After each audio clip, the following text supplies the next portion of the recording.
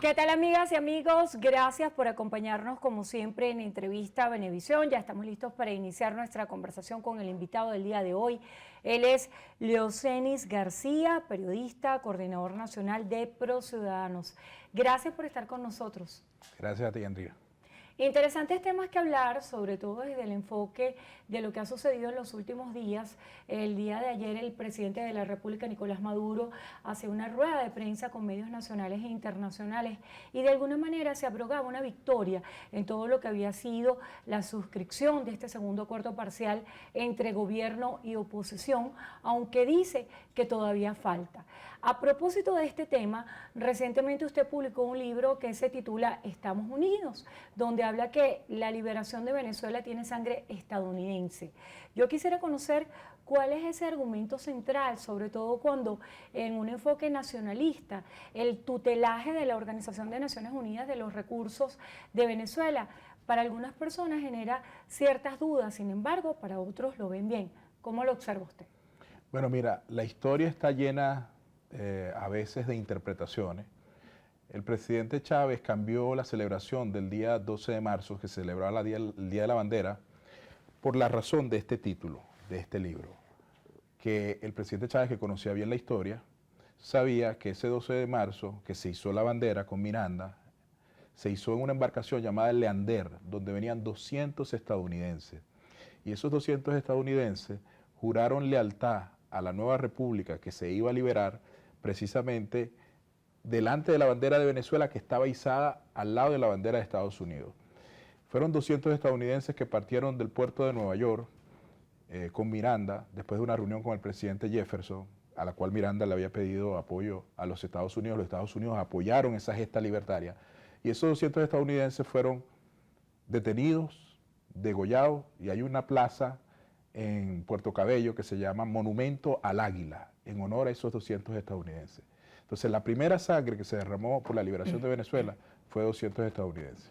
Miranda tal vez ha sido el prócer más universal de la historia de Venezuela, incluso tanto o más que Simón Bolívar, y de eso hay un debate profundo en la historia. En el Arco del Triunfo está impreso su nombre. Pero hay que ver, de acuerdo a esa realidad histórica, lo que está sucediendo hoy en Venezuela.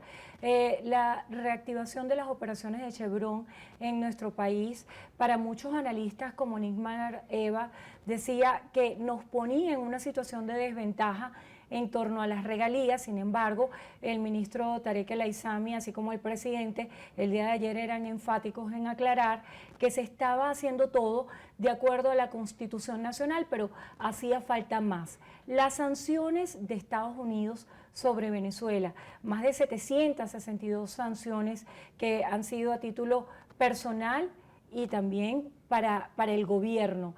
¿De qué manera impactan la política nacional y cómo hacer para que en el marco de estas negociaciones Venezuela vuelva a ser soberana? En los últimos meses ha habido mesas de diálogo entre el gobierno y la oposición, y la gente poco le prestaba atención a los resultados de esas negociaciones. La última semana ha habido un impacto en la vida nacional. Cualquier persona en la calle te habla y sabe que va a volver Chevron. ¿Por qué? Porque la clase política, una parte de la oposición política venezolana y el gobierno nacional se sentaron a discutir problemas que le importan a la gente. Entonces, uno de los problemas que le importa a la gente es el tema económico, y eso fue lo que se discutió. Y el tema de que Chevron vuelva a operar y que haya recibido una licencia tiene que ser celebrado por todos los venezolanos. Así que tú decías al inicio que el presidente Maduro celebraba una victoria de él el día de ayer. Y está bien que la celebre, pero eso no es una victoria del presidente Maduro, es una victoria de la civilidad, de la cordialidad cívica, del diálogo, de la inteligencia. Hay que felicitar a todos los mediadores, tanto del gobierno como de un sector de la oposición que estuvieron allí, y los que no estuvimos tenemos que respaldar eso, porque para poder jugar en política hay que nivelar el campo de juego. Y nivelar el campo de juego es que haya reglas claras para todo el mundo, no que haya ventajas para uno, ni que otros tengamos una pistola de unas sanciones, no. Este país hay que quitarle las sanciones económicas, y allí todos tenemos que empezar a buscar la simpatía hacia la gente para que la gente nos respalde, no porque tenemos la pistola de las sanciones para amenazar a nuestro adversario, sino por nuestras ideas, por nuestros proyectos, etc. Entonces, como una persona que defiende la libre empresa, la iniciativa individual, la propiedad privada, que es mi caso, puede estar en desacuerdo con que vuelva a Chevron. Yo aplaudo eso como venezolano y estoy muy contento. Y quiero reconocer el esfuerzo de muchos estadounidenses que han estado involucrados en ese tema, que no se conocen. Callum McCarthy, Bill Richardson, el empresario estadounidense Harry Sargent, que todos presionaron y ayudaron para que la administración del presidente Biden entendiera que sí, Venezuela necesita un cambio, pero ese cambio no puede ser a costa del hambre de los venezolanos. También el día de ayer el presidente Nicolás Maduro aclaraba y decía el petróleo no tiene color político. En un contexto de conflicto Rusia-Ucrania, ¿piensa usted que esta negociación que se da con Venezuela tiene un carácter más político o económico? Tiene un carácter político, tiene un carácter político, tiene un carácter económico y tiene mucho pragmatismo de lo que nos interesa a los venezolanos, de cuál es nuestro interés. Y eso es lo que yo aplaudo de esa negociación. Mira, yo recuerdo que hace algunos años el presidente de Chevron, David Mochiri, le dijo al presidente Chávez, cuando el presidente Chávez estaba entregando la plataforma del Tana, le dijo: señor presidente, tenga la seguridad que usted puede contar con nosotros, porque nosotros creemos en hechos, no en palabras. Como sabíamos, el presidente tiene una gran retórica contra los estadounidenses y sin embargo se entendió bien desde el punto de vista económico. Nosotros llegamos a tener ingresos durante el gobierno del presidente Chávez de 150.000 millones de dólares anuales por concepto de factura petrolera. Entonces, resumo diciendo que está bien ese paso, veo con optimismo lo que se abre, espero que en el mes de enero, creo que es inminente, que se abra una sección de intereses, una oficina de intereses de Estados Unidos en Venezuela y que eso... ¿Ve cerca que se abra la embajada de Estados Unidos en nuestro país? Veo cerca, entre enero y febrero, que se abra la oficina de intereses, una oficina de intereses. O sea, de relaciones comerciales. Sí, y después veo el restablecimiento paulatino de la embajada de Estados Unidos en Venezuela, lo cual es muy positivo para todos los venezolanos y también para Estados Unidos, que se ahorraría esa tragedia de la migración de la cual se quejan, que es producto de que algunos políticos venezolanos metieron a este país en una ola de violencia, de insensibilidad, de insensatez, que terminó provocando la salida de la Embajada de Estados Unidos en Venezuela. García, hay un tema bien interesante en lo internacional y ahora que trata ese tema de las embajadas. Abrir las embajadas en otros países donde fue desconocido el gobierno de Nicolás Maduro, ¿lo ve posible en los próximos meses? Yo tuve una conversación con el secretario general de la OEA, el doctor Luis Almagro, en Washington, y quiero enviarle un mensaje al presidente Maduro, que sé que el presidente Maduro, ante la posibilidad de volver a la OEA, se expresó en términos muy duros. Yo recibí un mensaje indirecto del presidente sobre ese tema. Yo quiero ratificarle al presidente que nosotros necesitamos resolver nuestro problema en el vecindario, que no es el problema del gobierno, es el problema de los venezolanos, de todos, del Estado venezolano. Y el Estado venezolano, el gobierno y el pueblo. Yo soy pueblo y quienes están viendo el programa. Entonces, tenemos que resolver el problema de la OEA, que es nuestro principal socio en el continente. Y eso permitirá, no hay razón, yo se lo decía al doctor Luis Almagro, no hay razón para seguir reconociendo a quien no reconoce a nadie. El diputado Juan Guaidó fue un experimento valeroso de un sector del país. Creo que él mismo tuvo unas intenciones enormes, pero fracasó. Y ahí tiene que estar un representante del gobierno de Venezuela y del presidente Maduro. Que ese representante del presidente Maduro va a atacar a Luis Almagro y va a atacar a la OEA, perfecto. Y que la OEA va a criticar las acciones del gobierno, pero ese es el juego democrático. Hablando de lo que va a suceder en los próximos días, el 1 de enero también va a ser una fecha muy importante, no solamente para Brasil, sino para toda la región, con la asunción de Luis Ignacio Lula da Silva a la presidencia de ese país. Se hablaba precisamente ayer, en esa misma silla donde usted está sentado, Roy Daza, como miembro de la Comisión de Política Exterior y de la Comisión de Diálogo y Paz de la Asamblea Nacional, que existe la posibilidad de reactivar mecanismos como UNASUR, Mercosur. ¿Qué piensa usted acerca de cómo va a ver el mundo a Venezuela a partir del próximo año? Bueno, hay que aceptar una realidad.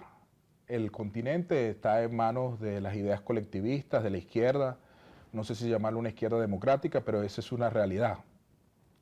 Lo único que hay que luchar en el continente es para que esos gobiernos que han llegado, como el gobierno de Petro, de Lula, respeten la propiedad privada, respeten la iniciativa individual, respeten la libre empresa, respeten los medios de comunicación. ¿Por qué?